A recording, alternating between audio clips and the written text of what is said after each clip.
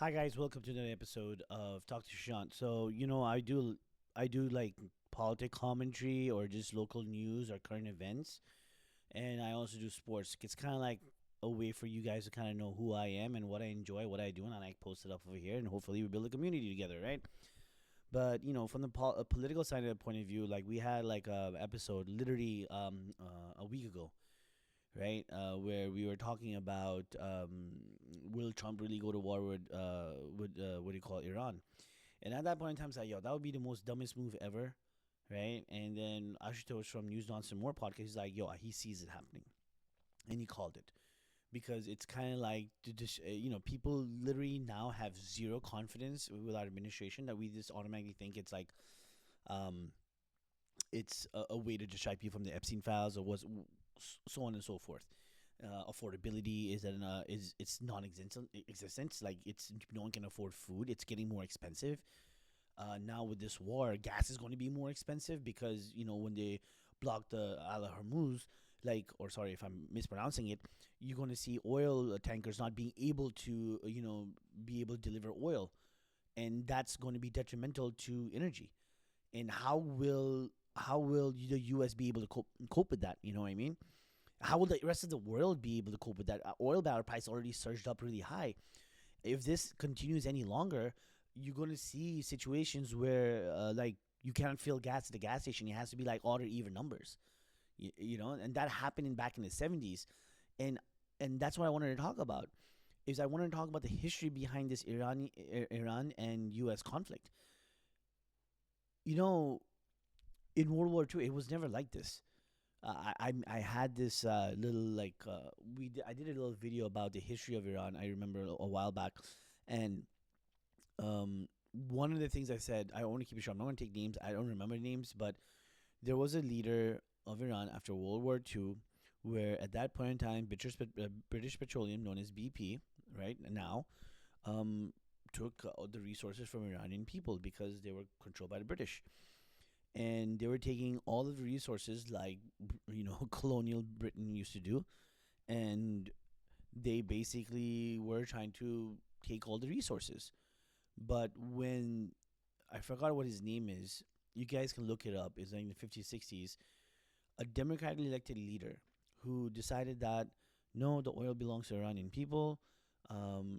Majority of the revenue should be given back to Iranian people because you are taking the resources of their land, and he socialized that. He made sure that the oil and everything helped the Iranian people. He was trying to build a social safety net. He was trying to build something that we had Social Security over here, something very similar to Iranian people over there. Basically, he was looking to be the FDR of Iran. Let's just put it that way. The greatest president the United States ever had was Franklin D. Roosevelt, and he was a democratic socialist. And Iran was about to get someone like that, right? And the CIA at that time got convinced by the MI6. So I'm not going to give CIA all the fault, but the MI6, because British Petroleum is like, hey man, these guys are not letting us take their oil and sell it. And eventually, what ended up happening is they did a coup, and that coup, when it happened, unfortunately, their FDR, his name I think was Mohammed. Actually, I can look it up right now. I will just pull it up over here. Iranian president who was overthrown back in 1950s. The 1952 coup d'etat is what it's called. Mohammed Mosaid. I'm sorry if I pronounce the name. So just if you guys don't believe me, boom, this guy over here. This guy over here, Mohammed Mossadegh, was removed from power in August 1953 in a CIA British-backed coup known as Operation AX. He was democratically elected nationalist. Nationalist being democratic. Or they like to say nationalist, but he was actually democratic nationalist who had angered Britain by nationalizing the Iranian oil industry in 1951. So I'm not making this shit up. But what they don't tell you is the fact that he was trying to socialize socialize that money to help build Iran, the infrastructure, giving making the people happy. You know what I mean? Again, I don't want to say much about it because people don't probably if I say he's like the FDR of Iran at that point in time, I might get a lot of hate. But You guys have to take that. Let's take the current thing out of context, the feelings that we have about Iran outside of context of the Ayatollah, whatever. You have to take into consideration that this guy got overthrown by an outside like MI6 and CIA, as you guys saw, right? And unfortunately, he died in prison, right? He died in prison. He was a popular person, and the Shahs at that time, oh, we want to do it for the Iranian people. No, they did it for the top 1%, and that is why the Ayatollah was popular because they got sick and tired of the Shahs like taking advantage of the Iranian people, and that is why they got overthrown. Right? That is why they got overthrown as well. And I just gave an opportunity, and the Ayatollah, like he preached socialism, and that's what every dictator really does, right? They use democracy to get into power, and what type of talking points do they use? They use democratic socialistic values, like for example, healthcare for all. We're gonna do this. We're gonna raise minimum wage. We're gonna do a social safety net. We're gonna do better healthcare. We're gonna do better Medicare, Medicaid. That's what Trump said in 2016 as well, right? That's what he said in 2016. He kind of stole a little bit of Bernie talking points. Did he do any of that? No. Hitler, he said that they were a socialist party. They wants to bring jobs. He wants to make sure that the top 10% gets taxed and so on and so. Did he do that? No. He became a fascist. The Ayatollah, same thing. As much as like the Iranian people might love him, he himself was a religious fanatic, right? Because if you looked at Iran back when Mohammed Mossadegh was there, it was it was very liberal. Women were educated. Women are still educated now, but women could walk around in skirts and like it was like very modern. Let's put it that way. It was very modern at that time, right? Even though there were like religious values and cultural values, but it was still modern compared to like what it is now, or what it was back then when the Ayatollah came, like hijabs and all that stuff. Which if that's what they want, that's what they want. Like I wouldn't even really care about that kind of stuff, really, to be very honest. And who are we to say human rights, this and that, where like we have situations within the United States of America with ICE like unaliving U.S. citizens, right? We're not really a good example at this point in time with this administration too. So the whole idea of like going there and saying that, oh, we need to like we're doing it for the Iranian people. You're really doing it for the Iranian people, but you're doing nothing for the American people. You're American citizens. Like we're giving money to like Argentina, and but you can't really do anything for the American people, giving them healthcare. Like $20 billion over there, given to Argentina would have been way better if you spend the $20 billion, maybe giving it to Medicaid or Medicare or maybe SNAP benefits, or just like your MAGA people, who utilize these social programs even more. Like that would have made you instantly popular overall. But nope, you decided to give $20 billion to Argentina, and now you're fighting this war that nobody ever wanted because this administration went in as a no war president, and we're just fighting someone else's war at this point in time. That's just how it is, and just to like go over some news over here. I use Ground News, by the way, guys. Ground News is it's one of the best. It gives you left and right and center. So that is that's one of the reasons why I use it. So I can look at the news over here, news about the Middle East politics. I'm just gonna, take your own time. I just don't want to go really. I'll go deep into it once I get talk with Pavan, because like once we kind of like do our segments, he goes really deep in. But this is something I just want to bring about awareness, right? Because Ground News allows you to see the left, right, and center, and left or right. So if you see a story that's only being covered by the right, then like the left is not really covering. So there's a higher possibility that it's like more propaganda-ish. Same thing for the left side, or maybe most of the time the left side, the very left leaning, is not being shown as much because it's too good to derail the rhetoric from the right side, and the middle being the middle. So you have to take it with a grain of salt, especially everything that's happening right now. I don't know. They can say a bunch of different things. I think Ayatollah passed away, but you know, here's my take on the Ayatollah getting like I would say at this point assassinated, because we are technically Congress didn't approve war. You know, let's just constitutionally, like, let's just say that we're not allowed to be. He's not the president is not allowed to be doing this, but he still went to war. So that's why Congress has to like kind of do these things. And I really felt like he went in saying that, oh, I'm just going to do 1 2 weeks. They're going to give whatever I want. We're going to kill the guy, and we're going to get rid of the Ayatollah and other leaders, and that's it. Same thing happened in Venezuela. What happened in Venezuela? We're not even talking about what happened in Venezuela. Is it under U.S. control? No. He's it's the second in charge has control over Venezuela, and we don't even talk about Maduro. What about his case? No one knows anything what's going on, right? So maybe some inside deals, but they're not getting inside deals in Iran because there's nothing. You can't go boots on the ground, and they have these like crazy ass ballistic missiles that apparently like only like the country to attack 4 different countries at the same time: Kuwait, Bahrain, Dubai, Saudi Arabia. Oh, and they attacked like the bases mostly. Yeah, a few casualties here and there. I think U.S. servicemen unfortunately lost their lives. So rest in peace to them. They fought a war that they shouldn't have been fighting. Just my opinion. That is my take on it. But we also have to look at the other side. When you have two leaders at this point in time, Iran didn't even want a war, right? We have to call a spade a spade. And the U.S. and Israel, the ones who won a war. And what was the outcome of it? 140 plus school girls being killed, right? The the missile hit the school, and now you have parents who have lost their kids, their daughters. 140. And the reason why what people think like, oh, I can't understand why this administration wouldn't think like that. Majority of these dudes like are in this administration on Epstein files, right? And here's my little like take on this. If you have a bunch of dudes who are in Epstein files that got with Epstein that did shit with underage girls, okay, in an island, do you really think they'll give a fuck about like bombing a school, or killing children? Bombing a school where like civilians will get murked? No, come on, you can't expect them to understand that. It's not gonna happen. They're gonna do all this stuff. And why is it that Israel is the only country that is getting away with lot of civilian death? Like, look at what happened in Palestine. And I'm not saying this because I'm anti-Semitic. I'm not saying this because I'm anti-Israel.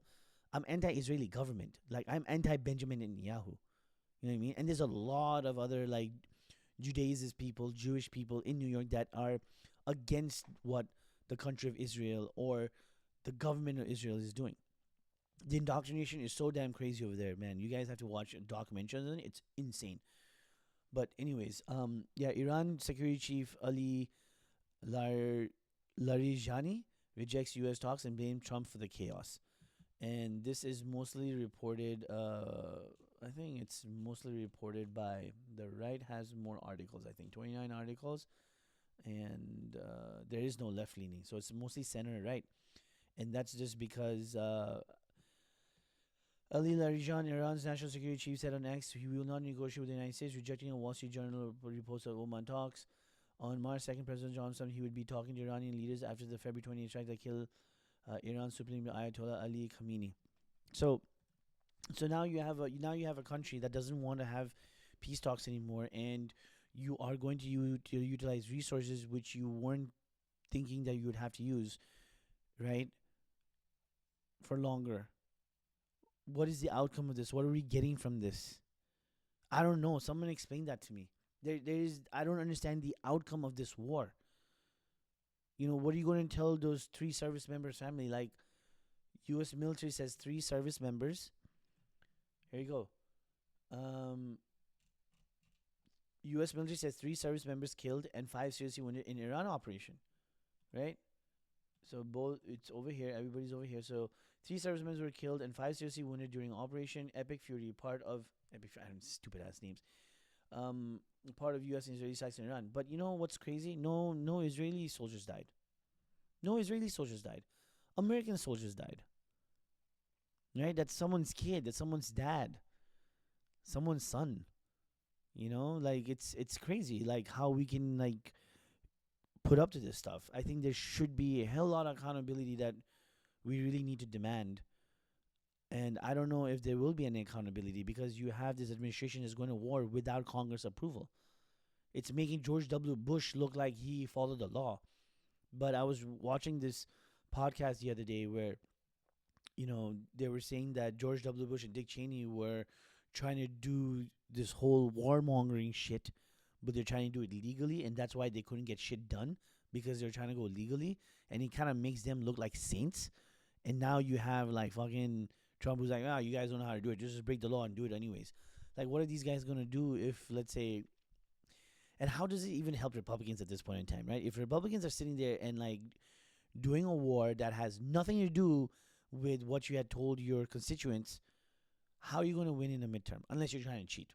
But at this point in time, how much can you cheat? Like, you just can't go and flip New York, right? You can't go and flip like Texas, or like or you're not going to spend your resources in doing that in Texas. Maybe in the battleground states, maybe here and there, but your approval rating is down to shitter. I mean, I'm not even talking about him in general. I'm talking about the whole entire Republican Party. Where I live, District 9, the guy just didn't edge out a victory, even if voter turnout was less. You're in a district where Republicans win by like 10 to 15 points every time, 20 points. Democrat hasn't won here in the past 20 years, and this dude like comes out of nowhere and wins that seat by like 15 to 20 points. Okay, if it had more voter turnout, maybe it would have won by 5. Whoop-de-doo. But the reality is the fact of the popularity of the Republican Party is dwindling down. You cannot defend the Epstein files. You cannot defend that kind of behavior. And you cannot defend going to war without Congress approval. You cannot defend the fact that you are not being able to do things that you said you would do when it comes to affordability and ending wars. I mean, the dude said, like, I stopped 8 wars. Dude's, like, bombed 8 countries. I don't understand which war he stopped. And every time he tries to take credit, it's from the leaders of that country come on and say, like, no, he didn't. He wasn't even involved in that shit, right? And I feel like it's really detrimental to the U.S. citizens when we go outside the country. Like, it embarrasses us. It feels like we're looked at in a different way, in a different tone. Like, how does that help us? You know what I mean? It puts us at risk. Like, if you go to these countries and they hate Americans, they're going to be some stupid ass people in different countries who just going to blame like a U.S. citizen because of the U.S. government, and you're going to put those citizens at harm risk too. Like, when you want to go out and travel, like it's not prideful or proudful to say that. It's more as of a security risk when you want to do stuff like that, right? So we have to take those things into consideration. Like, the actions of our leaders really affect everybody. It trickles down, and the people that and we don't have private jets. We don't have like security guards. We don't have like Air Force One jets. We don't have like security like team that follows us everywhere we go. Come on, man. We just end up becoming another number, and I really hope that's not the case. But man, this war, I don't know. I think it'll go on for a little bit longer, and I don't see like Trump and everybody else have a way out of it, because this is going to be one of those long wars. I feel like it's going to go on for a time, and you just kill their leader. And then again, what are you going to do by killing their leader, dude? The guy was 86 years old. What kind of victory is that? You know what I'm saying? Like, it doesn't even give us any like, oh, great, like, we did the guy mastermind behind everything. He was so great. He was 86 years old. When you're 86, you're just there for like the photo shoot. You're not there making decisions. There's other people making decisions. And I'm pretty sure the Ayatollah knew, like, hey man, I'm the dummy.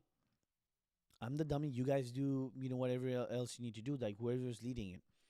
And you guys got these like Iranian like generals saying that, oh, the ballistic missiles you saw were our old batches. Wait till you see the new ones. What the fuck? Like, you're provoking like even if they like are not going to be successful and they might be defeated in the long run, but at what cost, right? At what cost are you looking to see that see happen? There's a country with 90 million people. And if you go in a country saying that we're doing it for the Iranian people and you are going to kill a lot of civilians, doesn't make sense. You're not doing it for the Iranian people at a point in time, right? People are not dumb anymore. People are pretty much aware of what's going on. I think every other country will, you know, tippy toe around this. They might let the U.S. use bases and stuff because most of our base in that region got hit really hard. Um, but yeah, I mean, everybody knows that they didn't start it, we did, and because of that, it's kind of like turned into the situation for them at least. How do you justify it? How do you justify it? And it sucks. It really sucks. But anyways, it was a little bit history about Iran. Make sure you like, comment, subscribe. I know I've been a little bit inconsistent with the posting stuff. I'll do my little best. Just being a little bit under the weather and just doing stuff for the podcast. Definitely check out the last podcast episode. It was really, really fun. And we did a segment, again, our news segment. So we've really like created like different series. So a type of show every in a month. So we have 4 type of shows. So I hopefully it's fun. Hopefully you guys like it on the News Nonsense More podcast. And I'm gonna do I think next week I'm gonna, especially for the Premier League, with a bunch of my buddies, we're gonna sit down and we're gonna talk about FPL and we're gonna talk about predictions of the Premier League before the week actually begins, and then we make our predictions. We have a little banter, and then we will then have a little bit of post Premier League games, like what actually happened. And we're going to talk about the top 4 teams. Technically, we're not going to talk about other teams. We're going to talk about United, Chelsea, and Arsenal because that's those we're kind of fans of those countries. I'm a United fan. One guy's a Chelsea fan. The other guy's a Arsenal fan. So once they get their stuff in order, then we'll like definitely launch more videos of that, and I'll try my level best to make sure I make videos of news, or at least like follow what's going on with the Iran situation. Again, just like you guys, I get my information from independent sources. I read a lot of ground news. I try to do my level best, and we'll go from there. So don't forget to like, comment, and subscribe. Really helps small channels like me out. Need those watch hours, guys. Help me out, and let's get there. Let's try to get this channel rolling and running. And really, really appreciate your help. And yeah, I'll see you guys on the flip side. Peace.